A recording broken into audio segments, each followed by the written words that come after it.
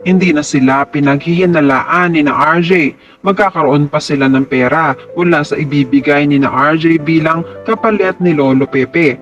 Sabi ni Balahaja, sabi ko sa iyo ayos ang plano. Hindi na kayo ang suspect. Kumita pa tayo. Sabi naman ni Moira, oo naman, magaling ka talaga.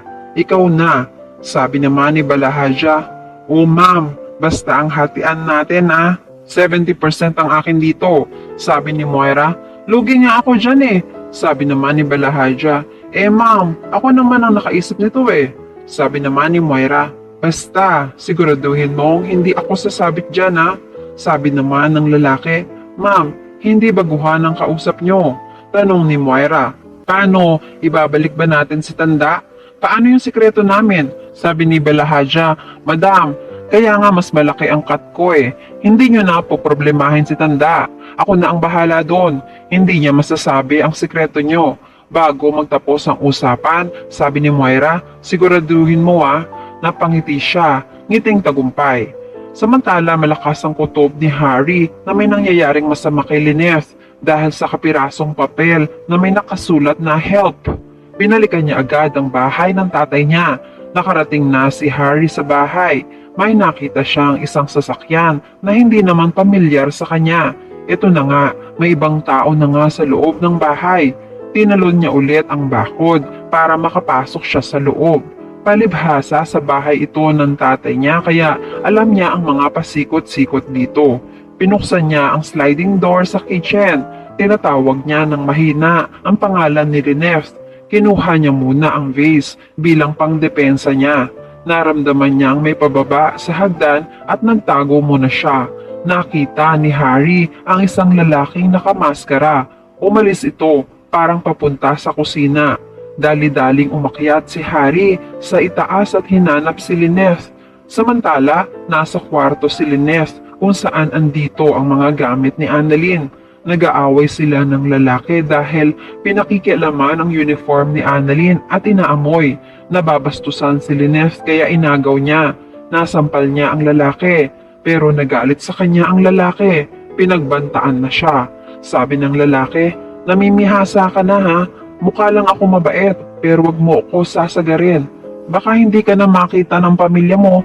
Napaiyak si Lynette. Maya-maya nakita niya si Harry na dahan-dahang lumalapit. Sumesenyas na huwag maingay. Sabi ni Lynette sa lalaki, baka ikaw ang hindi makita ng buhay ng pamilya mo. Nagalit na naman ang lalaki pero bago pa siya masaktan ay nahampas na ni Harry ang lalaki sa ulo. Napuruhan ni Harry. Nawalan agad ng malay ang lalaki. Agad hinila at nilabas ni Harry si Lynette. Okay lang po kayo? Hindi ba kayo nasaktan? Hindi pa man sila nakakababa ay nakasalubong na sila ng isa pang lalaking nakamaskara. Nagulat sina Harry at Lynette. Takot na takot sila. Palibhasa may baril ang lalaki. Walang nagawa si Harry kung hindi ang isuko ang kaligtasan nila. Kinuha si Harry ni Dax at binugbog. Samantala, nagbilin si Balahaja sa mga taong nakamaskara. Sabi niya, Dax, kukuhanin mo ang pera. Kailangan pagkakuha mo ng pera, dispatchahin mo na yan. Tinutukoy niya ay si Harry. Sagot naman ni Dax, tatapusin ko na to para makapunta na ako dyan. Maririnig naman ni Lynette ang pinag-uusapan ni Dax at taong kausap sa telepono. Alam niyang mapapahamak sila at anumang oras ay pwede na silang mawala sa mundo. Hinahanap niya si Harry. Nasaan si Harry? Sagot naman ng lalaki, nasa tabi-tabi. Nagsalita ulit siya. Nasaan nga? Maya-maya ay sisilipin niya ang pinaghihilahan ni Harry. Makikita niyang walang malay si Harry. Takot na takot siya. Paano kami makakatakas sa kamay ng mga kriminal na to? Habang si Harry ay walang malay, duguan at hinihila ng lalaki. Dadalhin siya sa isang sulok para maitago. Samantala, patuloy na nagpapadala ng pictures at videos ang kidnapper kina RJ na sina Balahaja. Ang pinadala nilang video ay yung natutulog si Lolo Pepe. Para magising ay bubuhusan naman nila ng malamig na tubig. Ito raw ang pampaligo ni Don Pepe para magising. Napasigaw sina Giselle sa napanood. Awang-awa at iyak siya ng iyak. Napanood rin nito ni na RJ at Annalyn. Samantala, susunugin naman ni Moira ang ebidensya ni Don Pepe. Galit na galit si Moira kay Don Pepe. Sabi niya, hindi ako makakapayag na masira ang buhay namin ng dahil lang sa'yo at sa DNA test na to. Masusunog na ng tuluyan ang resulta ng DNA. Akala nyo ba tanda ay maiisahan nyo ako? Ako si Moira Tanyag, hindi nyo ako maiisahan. Samantala nakahanda na ang pera, 100 milyong piso. Nakaabang rin si Moira sa balita at sa tawag ni Balahaja kina RJ. Maya-maya nga ay tumawag na si Balahaja kay RJ. Sabi ni RJ, nasa amin na ang pera, saan tayo makikita? Nagbilin naman si Balahaja. Ite-text ko na lang, tandaan mo ha, ikaw lang mag-isa.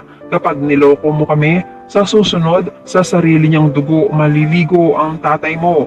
Takot na takot si Giselle. Nagkukunwari naman na nagmamalasakit sina Moira at Zoe. Pero mababalitaan ito ni Kinito dahil loyal siya kay Don Pepe. Siya mismo ang magliligtas kay Don Pepe. Bago pa makipagkita si RJ sa mga suspect, nakausap na niya si Giselle na pag-aralan ni Kinito ang mga hakbang na dapat gawin. Mauuna siya sa lugar ng meet-up ni na RJ at ng mga suspect. Hindi nila alam, nakamasid na sa malayo si Kinito.